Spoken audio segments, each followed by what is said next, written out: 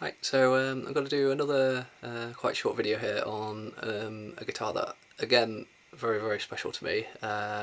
Probably other people might go, why? But this was my very first electric guitar, which I got when I was 12, and yeah, been with me since then, so a long time.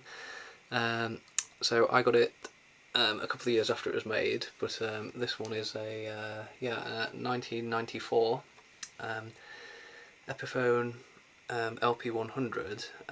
It's quite unique as well because, as some of you might know, they tend to have always come in black, vintage sunburst, or really bright cherry sunburst, which can be a bit overbearing to look at. But this one is in honeyburst, which I think every so often they did like limited runs, and they're actually quite hard to find in this colour.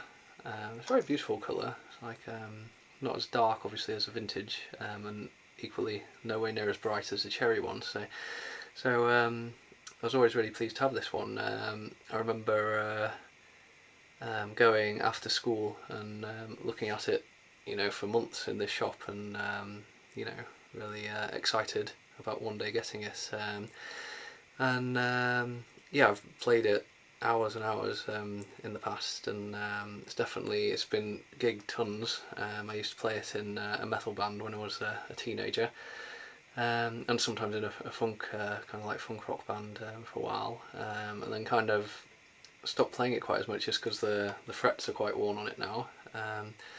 And because it's so special to me, it might sound strange, but it never actually leaves the house anymore, just in case anything happens to it. So the Les Paul 100 was, I guess, kind of seen as a budget guitar.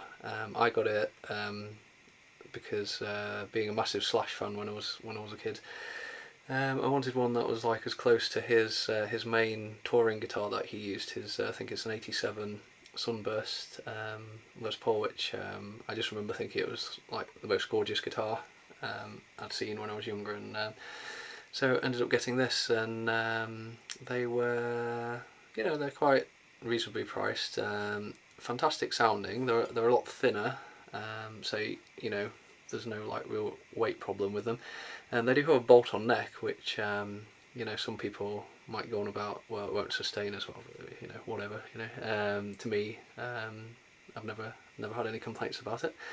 It's a very attractive guitar. It's meant to have, so it has a mahogany back, and I think it has the maple cap, although there's some books that say when they were earlier years of them that they had alder, so debatable. A rosewood fingerboard with the dot markers, as you can see.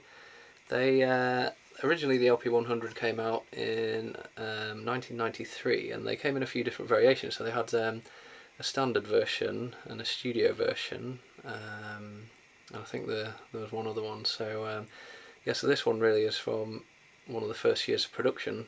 I doubt it'll ever be a collector's item, but to me it's a very special guitar. Still plays great, still sounds great, and I would actually say it holds up to my more expensive guitars. Maybe a bit thinner sounding. Sometimes can maybe sound midway between a single coil and a humbucker guitar, even though it's got humbuckers, it just has a thinner sound. So there you go. I still stand by the fact that Epiphone makes some absolutely fantastic guitars. Which you can use as a professional or a beginner or whatever. Really, they're just fantastic instruments. So there you go, my Epiphone LP 100. Thank you.